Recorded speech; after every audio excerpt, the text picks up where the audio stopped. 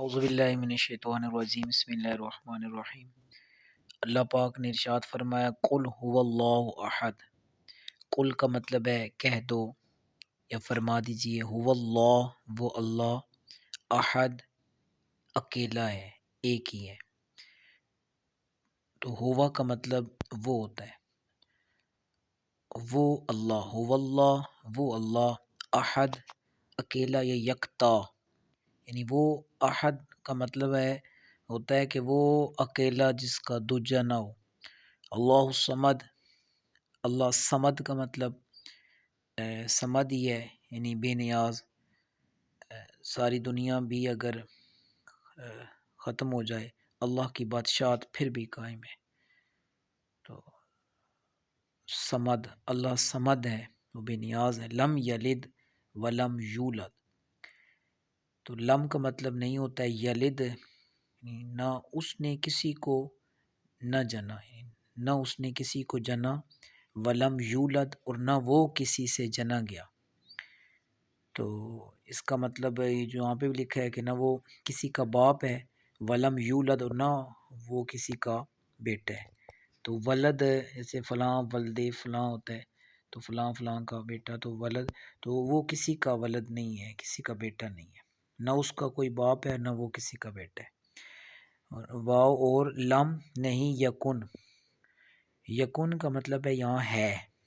تو یکن کا مطلب کیا ہے، اور نہیں یکن ہے لہو اس کا، کفوان، کف کا مطلب ہوتا ہے ہم سر، ہم پلہ، یعنی فلاں بندہ فلاں کا کف بن رہا ہے، وہ اس کا ہم پلہ۔ تو کف کا مطلب کیا ہوتا ہے، ہم پلہ، مد مقابل۔ تو احد کوئی بھی، کوئی، تو ولم یکن لہو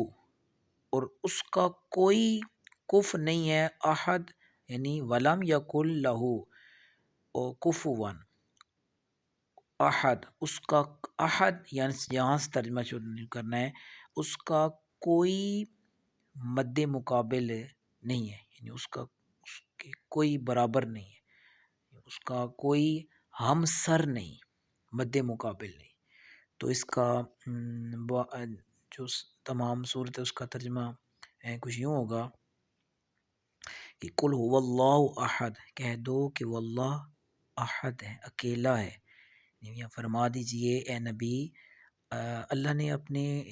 محبوب کو فرمایا، اپنے نبی کو صلی اللہ علیہ وآلہ وسلم، کہ آپ اپنی زبان سے یوں عرض کیجئے، آپ فرمائیے کہ وہ اللہ احد ہے،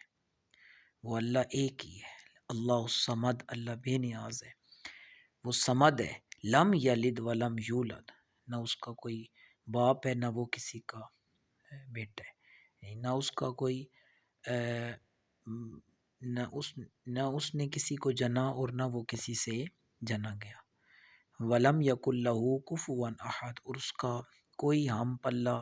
مد مقابل، ہم سر، کف برابر کا نہیں ہے، وہ سب سے اعلیٰ ذات ہے۔ تو یہ صورت ہے سورہ اخلاص، اس خالص اس میں توحید کا بیان ہے، اور پھر اس میں تمام قسم کی شرک جو ہے نا وہ ان کو غلط قرار دیا گیا ہے، کہ جس طرح کے کچھ یہودی آئے تو وہ حضرت عزیر علیہ السلام کو خدا کا بیٹا مانتے، عیسائی حضرت عیسیٰ علیہ السلام کو خدا کا بیٹا کہتے، اور اسی طرح مشرکین وہ آئے۔ اب یہ وہ کہنے لگے، سوال کرنے لگے کہ ہمیں تو اللہ نے پیدا کیا، اللہ کو کس نے پیدا کیا؟ پھر مشرکین کہنے لگے، مکہ کے لوگ آپ صلی اللہ علیہ وسلم کو اللہ کا نسب نامہ، ایسے یہودیوں نے بھی سوال کیا کہ اللہ کا نسب نامہ، تو اللہ نے یہ سورۃ پاک نازل فرما دی، ان کو بتایا کہ وہ اللہ اکیلا ہے، اس کا کوئی شریک نہیں، نہ اس کی ذات میں، نہ اس کی صفات میں، نہ اس کی الوہیت میں، نہ اس کی ربوبیت میں، تو وہ اکیلا ہے۔ اللہ الصمد، وہ صمد ذات ہے، لم یلد ولم یولد، اور وہ نہ اس کا کوئی باپ ہے، اور اس سے رد کر دیا کہ یعنی اگر ایک رشتہ ثابت کوئی کرے گا تو پھر دوسرا بھی رشتہ ثابت کرنا پڑے گا، تو وہ نہ اس کا کوئی باپ ہے، نہ اس کو کسی نے جنا، نہ وہ کسی سے جنا گیا۔ ولم یکن لہ کفوا احد، اس کا کوئی برابر کا نہیں۔ اللہ سب سے اعلیٰ ذات ہے، سب سے افضل ذات ہے، تو سب کا وہ خالق ہے، سب کو وہ تخلیق فرمانے والا ہے، اس کا، تو سب اس کی مخلوق ہے، تو وہ عظیم ذات ہے، سب اس کے محتاج ہیں، وہ کسی کا محتاج نہیں ہے، وہ احد۔ یہ بڑی پیاری صورت ہے، اور جو بندہ اس کو بار بار پڑھتا رہتا ہے وہ اللہ کا پیارا بن جاتا ہے۔ تو اس نبی پاک صلی اللہ علیہ وآلہ وسلم نے سورہ اخلاص کی بڑی فضیلت بیان فرمائی، اور جب بندہ گھر میں داخل ہو تو گھر والوں کو سلام کرے، اس کے بعد ایک دفعہ سورہ اخلاص پڑھ لے، بڑی برکت والی صورت ہے اس طرح بہت۔ اور اگر کوئی گھر میں نہ ہو تو پھر نبی پاک صلی اللہ علیہ وآلہ وسلم کو سلام عرض کرے، پھر حضور کو جو درود و سلام پڑھ کے پھر ایک دفعہ سورہ اخلاص پڑھ لے، تو اس کی بڑی برکات ہیں۔ اللہ پاک ہمیں سورہ اخلاص بار بار پڑھنے کی توفیق عطا فرمائے، اور اس پاک سورت کی برکت سے اللہ تعالیٰ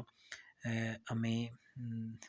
دنیا میں بھی ایمان سلامتی عطا فرمائے، اور جب ہم دنیا سے جائیں ہمیں اس وقت بھی، اور جہنم کے عذاب سے اللہ ہمیں بچائے، اور جنت کی نعمتیں اللہ پاک عطا فرمائے۔ جزاک اللہ۔